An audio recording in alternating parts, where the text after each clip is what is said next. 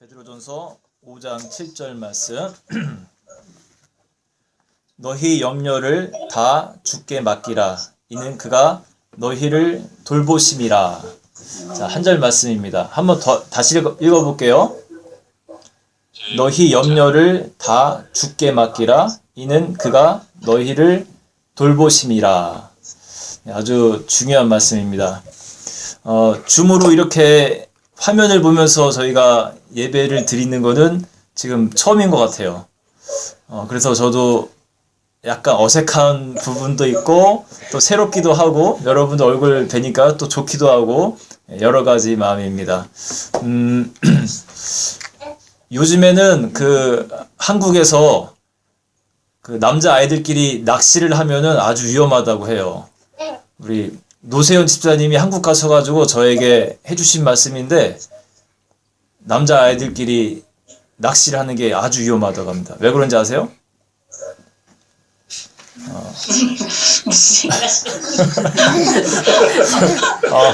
올해 대신 우리 분들은 벌써 아시는 것 같아요. 제가 무슨 말 하려는지. 보이스 피싱. 보이스 피싱이 한국에 아주 위험하다고 합니다. 네. 안 변하죠. 제가 안 변했죠? 네, 노집사님 보시면 뭐라고 좀 하세요. 자꾸 아재 개그를 저에게 보내주시더라고요. 네, 노집사님의 행동입니다. 한국 보이스 피싱도 있었고, 또 영국에 또 올 한 해 정말 어떻게 지나갔는지 모를 정도로 이 코로나로 인해서 정말 시간이 확 갔습니다. 아주 위험하다면 너무나 위험한 그런 한 해를 보냈죠. 학교에도 확진자들이 많이 나왔고요. 아이들. 영국은 정말 심했습니다. 그리고 동네까지도 많이 와가지고 저희 동네에도 확진자가 여러 명 있었습니다. 정말 코앞까지 그런 위기가 닥친 한 해였지 싶습니다. 이 송국영신 예배를 준비하는 가운데 주님이 이런 말씀을 나눴으면 좋겠다라는 그런 마음을 주신 것이 있어요. 예수님 때문에 새로운 한 해는 행복하고 두려워하지 않는 그런 시간을 가졌으면 좋겠다. 그것들을 성도들에게 전하라라는 그런 마음을 주셨습니다. 하나님의 자녀로서요, 걱정하는 것은요, 사실 하나님이 상당히 참 마음 아파하시는 일이세요. 성경적으로 볼 때 우리가 염려하고 걱정하는 것은 정말 어떻게 보면요, 심하게 말하면 비신앙적이고 하나님의 그 마음을 아프게 하는 행동이기도 합니다.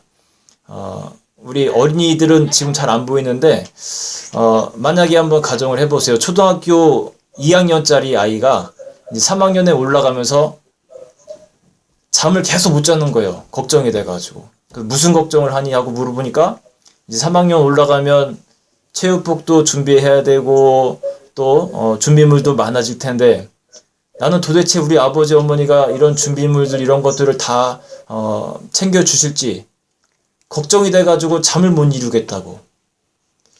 여러분, 그런 아이가 있다면 이 아이가 어떤 상태입니까? 정상적이지 않은 상태죠. 엄마 아버지가 다 알아서 다 해주실 텐데 쓸데없는 걱정을 하고 있는 거예요. 그 아이를 바라보는 엄마 아버지의 마음이 여러분 어떻겠습니까? 야, 왜 이런 걱정을 하니 하면서 얼마나 참 가슴이 아프시겠어요.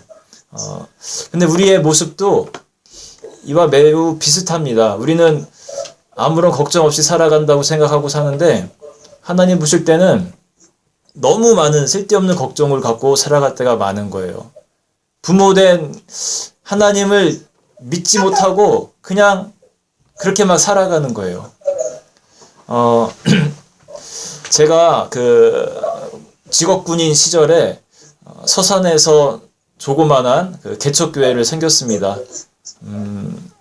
중고등부 학생부를 토요일날 예배를 저에게 맡기셨어요. 교인들이 거의 없다 보니까 제가 24살, 5살 시절인데 저에게 목사님께서 아이들 예배를 좀 맡아달라고 맡기셨습니다. 그리고 목사님 아들 중학교 2학년짜리 하나 있었고, 그 친구들이 한 서너 명 이렇게 따라왔습니다. 그러면 자꾸 카톡이 죄송합니다. 이게 잠깐만요. 이거를 카톡을 오프를 좀 시킬게요. 네. 볼륨을 끌 수도 없으니까. 네. 그러면 예배를 드리고 나서는 늘 먹을 걸 먹으러 갔어요.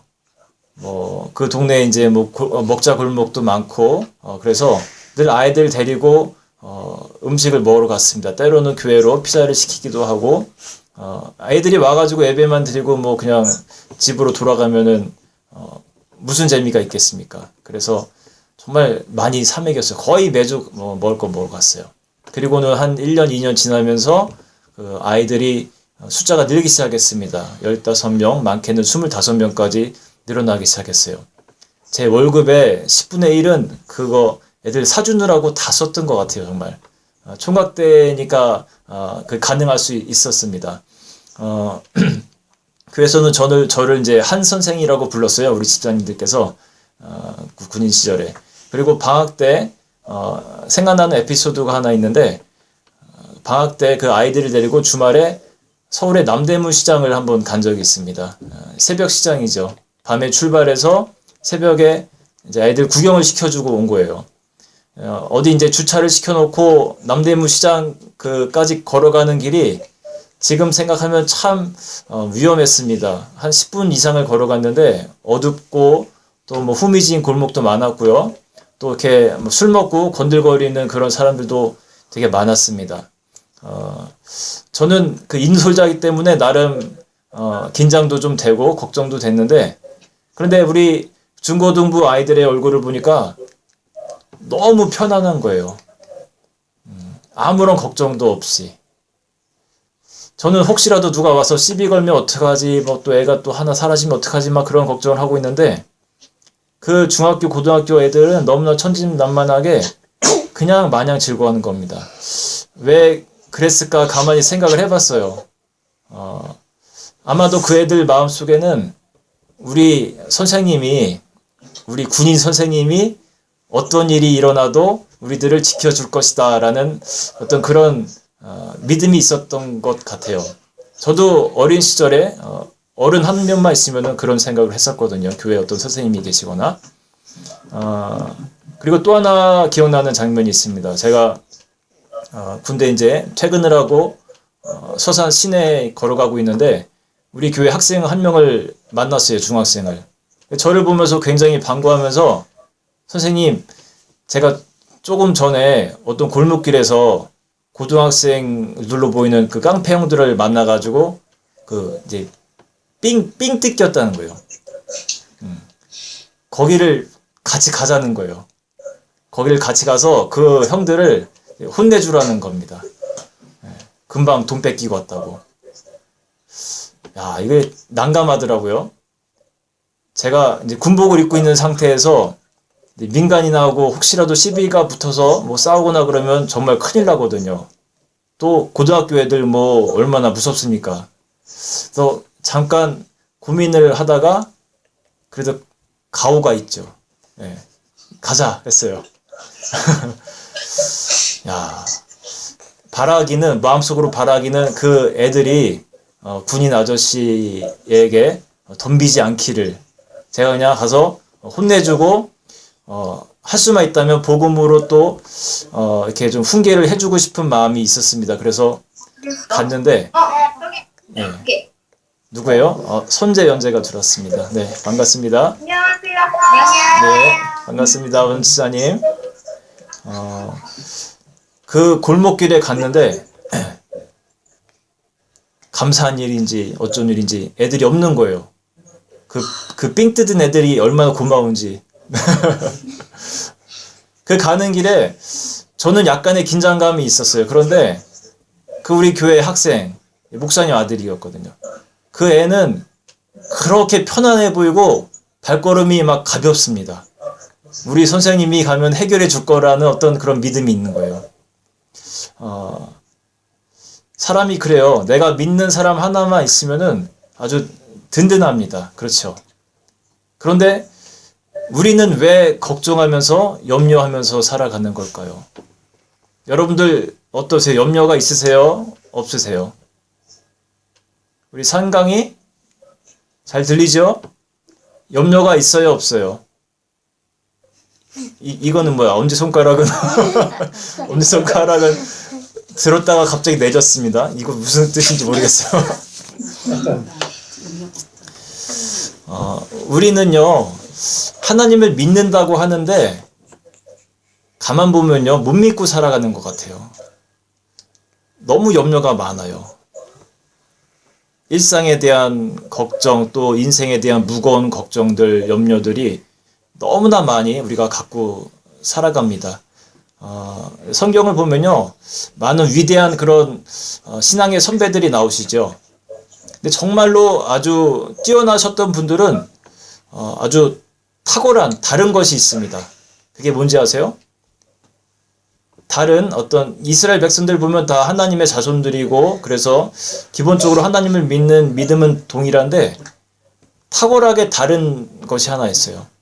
그게 뭐냐면 정말 나와 지금 동행하고 계신 하나님을 믿느냐 안 믿느냐의 그 차이입니다.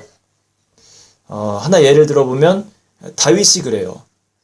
그 어린 소년이 그 골리앗과 싸울 때 정말 그 돌팔매 하나 가지고 그 전장에 나가는 장면을 봅니다.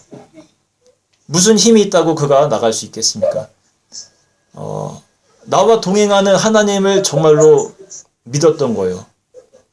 그 사울과 한번 비교를 해보세요. 사울, 그 이제 초대 이스라엘의 왕이고 또 다윗의 나중에 장인이 되죠. 똑같이 하나님을 믿는 믿음은 사울과 다윗에게 다 있었습니다. 그런데 사울은요, 동행하시는 하나님에 대한 어떤 그런 간절한 믿음은 부족했던 것 같아요. 다윗과 다른 점입니다. 또 한 번은 또 사울이 다윗을 얼마나 또 죽이려고 그렇게 애를 썼습니까? 질투심에 막 못 이겨가지고 자기 사위를 죽이려고 그렇게 쫓아다녔습니다. 한 번은 그 어떤 어두운 동굴에서 다윗이 사울을 죽일 수 있는 기회가 있었어요. 그냥 뭐 칼만 찌르면 바로 죽일 수 있는 그런 기회가 있었지만 나와 동행하시는 하나님, 나를 지켜보시는 하나님을 생각하면서 그래도 하나님께 기름 부음 받은 그 사울을 죽이지 않고 그냥 그대로 돌려보내는 장면도 있습니다. 이게 나와 동행하는 하나님을 믿는 사람의 모습이에요. 물론 그의 인생에서 부분적으로 실수하고 또 죄를 지은 부분도 있지만 평생의 그의 삶을 보면 정말로 나와 함께 하시는 그 하나님에 대한 그 믿음이 엄청났던 사람입니다. 그가 시편 23편에서 고백을 하는데 제 마음 같아서는 지금 23편을 다 한번 읽어보고 싶지만 그 중에서 4절만 한번 읽어보겠습니다. 23장 4절에 뭐라고 나오냐면요. 내가 사망의 음침한 골짜기로 다닐지라도 해를 두려워하지 않을 것은 주께서 나와 함께 하심이라. 주의 지팡이와 막대기가 나를 안위하시나이다. 얼마나 여러분 기가 막힌 고백입니까? 내가 사망의 음침한 골짜기를 다닐지라도 내가 두려워하지 않을 거라고 합니다. 왜냐면요. 주께서 나와 함께 하심이라 라고 고백합니다. 여러분이 정말 믿는 누군가와 함께 계신다면 여러분 두려워하지 않을 거잖아요. 그런 믿음으로 다윗은 살았던 거예요. 내가 직접 눈으로 보지는 못하지만 나와 함께 하시는 그 주님을 이 다윗은 평생에 믿고 따랐던 겁니다. 베드로의 경우에 바다 위를 걷는 장면이 나옵니다. 여러분 아주 뭐 잘 아시는, 믿지 않는 분들도 다 아시는 그런 놀라운 장면인데 예수님을 보더니요 그 어두운 밤에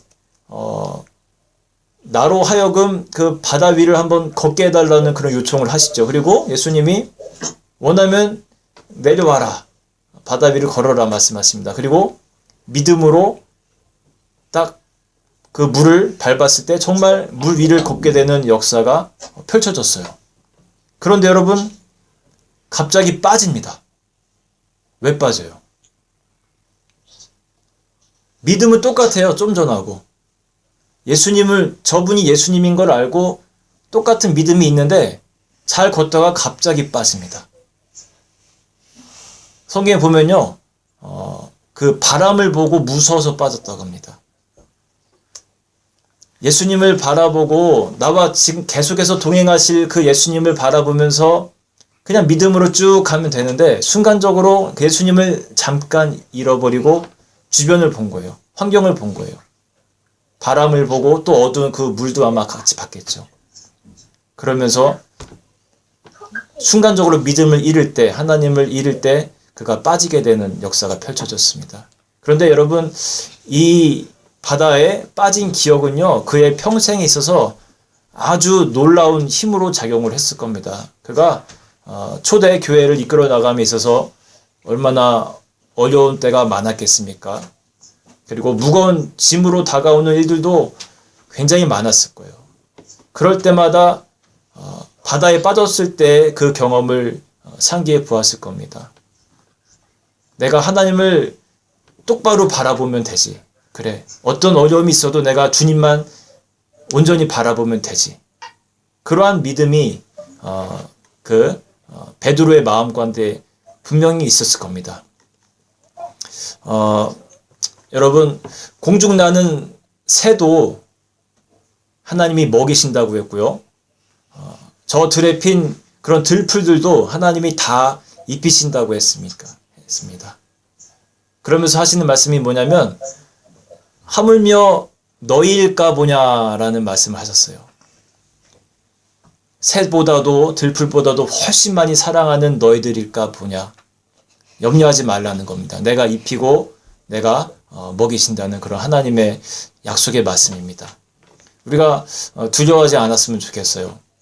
이유는 간단합니다. 나와 함께 하시는 하나님이 계시기 때문에 우리는 두려워할 필요가 없어요. 여러분, 그게 신앙입니다. 믿음입니다. 한 가지만 더 말씀드릴게요. 우리가 두려워하지 말아야 할 것 하나 있습니다.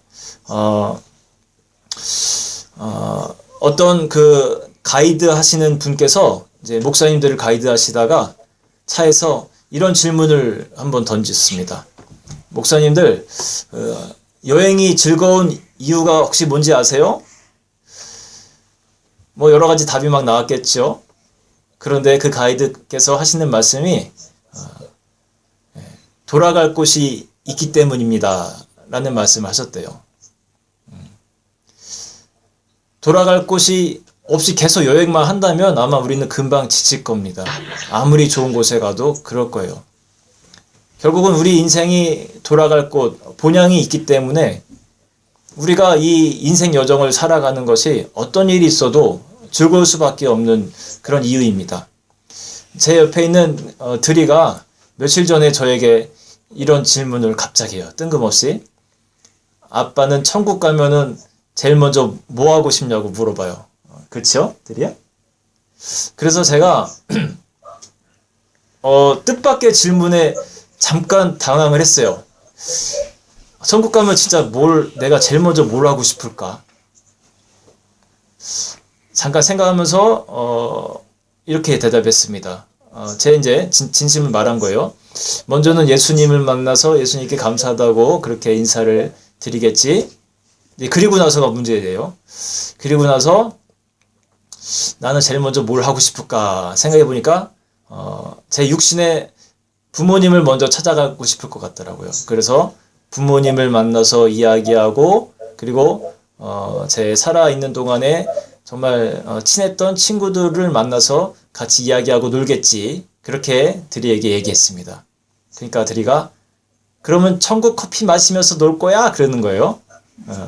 커피를 마시면서 교제할 거냐고 물어보는 거예요. 천국 커피 참 이렇게 듣기만 해도 설레는 그런 단어입니다. 정말 천국 커피 한번 마셔보고 싶어요. 우리 안에 그 구체적인 실제적인 천국에 대한 소망이 정말 얼마나 있는지 저는 궁금합니다. 올해를 보내면서 어쩌면 이 현상을 바라보면서 하나님의 때가 생각보다 일찍 올 수도 있겠다라는 그런 생각을 지울 수가 없어요. 변종 바이러스도 일어나고 뭐 하루에 5만 명씩 감염되는 이 영국 사회를 보면서 세계가 지금 이렇게 바이러스로 무너지는 것을 보면서 정말 어쩌면 하나님의 나라가 우리 생각보다 매우 일찍 올 수 있겠다. 도둑과 같이 임한다고 했는데 정말 도둑과 같이 그렇게 임할 수도 있겠다라는 생각을 했습니다. 두렵습니다. 그런데 한편으로는요, 우리의 본향이기 때문에 한편으로는 우리에게 돌아갈 천국이 있다는 것이 또 너무 좋아요. 요즘 우리 교회에 물 새는 집이 많습니다. 우리 여승동 성도님 물 다 고치셨는지 모르겠어요. 아직 안 됐죠? 네, 그럴 거예요. 아마 영국이 뭐 빠르지 않아서. 어때, 고치셨나요? 집 주인이 해결해 주시던가요? 그러니까 집주인 아저씨가 오셔가지고 일단 급하게 수리는 했습니다만 네. 아직 어떻게 그래도 굉장히 빨리 하신 거예요, 그래도. 네. 우리 또 구집사님 댁에도 어저께 들어보니까 물이 조금씩 새는 그런 상태가 있습니다. 근데 스트레스가 정말 커요, 물이 새면요. 저희도 물 새는 거를 한 몇 주 동안 경험을 하면서 아주 힘들었습니다. 이게 한편으로는 이런 생각도 들었어요. 야, 이 물이 정말 잡히지 않으면은 계속 그냥 물 새면서 살아갈 수도 있겠구나. 이 플러머가 한 5번 이상을 만졌는데도 계속 새는 거예요. 많이는 아니지만 또 조금씩. 야, 이러다가 집에 곰팡이도 생기고, 막 그런 생각하니까 막 스트레스가 많았습니다. 그런데 그때 동시에 이런 생각도 들었어요. 이 땅에서는, 잠깐만요, 왜요? 네? 잠깐만요. 죄송합니다. 이 땅에서는 비록 아주, 스트레스가 많고 힘든 상황이 벌어질지언정, 우리에게는 영원히 살아갈 수 있는 퍼펙트한 그런 천국이 있다는 그 사실 하나에 그게 그렇게 위안이 되었습니다. 여러분에게 천국이 있다는 것, 이거는 정말 놀라운 사실입니다. 우리가요, 염려하지 말라고 분명히 주님께서 말씀하셨는데, 그런데 사람인지라 염려가 완전히 사라지기가 쉽지가 않아요. 그래서 성경에서 뭐라고 말하냐면요, 오늘 본문 말씀이 그렇게 말합니다. 너희 염려를 다 주께 맡기라. 너희 염려를 다 주께 맡기라는 거예요. 우리가 정말 염려 없이 살아갈 수만 있다면 너무나 좋겠는데, 그런데 연약한 우리이기 때문에 순간순간 염려가 생기기도 하고 걱정되는 일이 발생하기도 합니다. 그래서 주님 말하십니다. 염려를 네가 갖고 있지 말고 주께 맡겨라. 여러분, 주께 맡기십시오. 우리 두 가지였어요. 행복할 수 있는 조건, 염려하지 않을 수 있는 조건 2가지입니다. 이 말씀을 나누라는 그런 감동을 제게 주셨어요. 첫 번째 뭐였죠? 예수님이 나와 함께 하시기 때문에. 실제적인 믿음을 갖고 살아갈 때 이 예수님이 나와 함께 하시는 것, 그것만으로도 여러분 충분히 행복할 수 있고 충분히 염려 없이 살아갈 수 있습니다. 그분이 계시잖아요. 두 번째는 뭐였습니까? 우리가 돌아갈 본향이 있다는 겁니다. 영원히 살아갈 수 있는 완벽한 곳, 그 천국이 있다는 겁니다. 그것만으로도 여러분 얼마나 위안이 됩니까? 이 땅에서 아무리 어려운 일을 우리가 만나고 겪을지라도 잠시잖아요, 잠시. 길어야 90년, 100년이잖아요. 여러분, 이 2가지 사실을 우리가 올 한 해 동안, 이제 다가올 올 한 해 동안 우리가 꼭 기억을 하시고 염려하지 말고 주께 맡기고 대신에 우리는 행복할 수 있는 그런 한 해가 다 되시기를 주님의 이름으로 축원합니다. 아멘. 우리 같이 찬양하도록 할게요.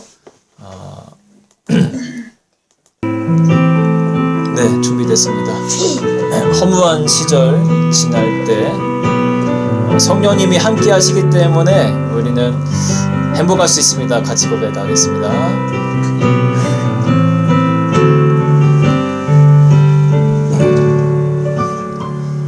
허무한 시절 지날 때, 깊은 한숨 내쉴 때, 그런 풍경 보시며 탄식하는 분 있네. 고와 같이 너희를 버려두지 않으리. 내가 너희와 영원히 함께 하리라. 다시 한번 허무한 시절 지날 때, 허무한 시절 지날 때, 깊은 한숨 내쉴 때, 그런 풍경 보시며 탄식하는 분 있네. 고와 같이 너희를 버려두지 않으리. 내가 너희와 영원히 함께 하리라. 성령이 오셨네. 성령이 오셨네. 성령이 오셨네. 내 주에 보내신 성령이 오셨네. 우리 인생 가운데 친히 찾아오셔서 그 나라 꿈꾸게 하시네. 억눌린 자 갇힌 자, 억눌린 자 갇힌 자, 자유함이 없는 자, 피난처가 되시는 성령님 계시네. 주의 영이 계신 곳에 잠자유가 있다네. 진리의 영이신 성령이 오셨네. 성령이 오셨네. 성령이 오셨네. 우주에 보내신 성령이 오셨네. 우리 인생 가운데 친히 찾아오셔서 그 나라 꿈꾸게 하시네. 성령이 오셨네. 다시 한번. 성령이 오셨네. 성령이 오셨네. 내 주에 보내신 성령이 오셨네. 우리 인생 가운데 친히 찾아오셔서 그 나라 꿈꾸게 하셨네. 다음 거 성령이 오셨네. 성령이 오셨네. 성령이 오셨네. 내 주님 보내신 성령이 오셨네. 이 깊은 소식을 온 세상 전하세. 성령이 오셨네. 다시 한번. 성령이 오셨네. 성령이 오셨네. 성령이 오셨네. 내 주님 보내신 성령이 오셨네. 이 깊은 소식을 온 세상 전하세. 성령이 오셨네. 허무한 시절에 성령이 오셨네요. 그러니까 성령이 오셨네 성령이 오셨네 내 주에 보내신 성령이 오셨네 우리 인생 가운데 친히 찾아오셔서 그 나라 꿈꾸게 하시네. 제가 우리 잠깐 기도할 텐데요. 이 줌 미팅이 지금 이제 40분이 넘어갈 거거든요. 그래서 끊어지게 되면 기도하시다가 두 번째 링크로 건너가겠습니다. 예, 각자 기도하시다가요. 두 번째 링크로 이제 자유롭게 가시면 되겠습니다. 우리 오늘 이제 우리에게 주셨던 말씀을 여러분 기억을 하시면서 정말 새해에는 예수님 때문에 행복하고 천국에 대한 소망 때문에 염려하지 않는 그런 인생 되게 해달라고 우리 각자 이제 기도하시다가 이제 두 번째 링크로 가도록 하겠습니다. 기도하겠습니다. 하나님 오늘도 우리와 함께 하시는 데를 감사합니다. 주님의 그 은혜가 우리에게 있기를 원합니다. 주님 그 새해 동안에 이제 하나님과 동행하는 그런 놀라운 일이 일어나기를 원합니다. 주님 채워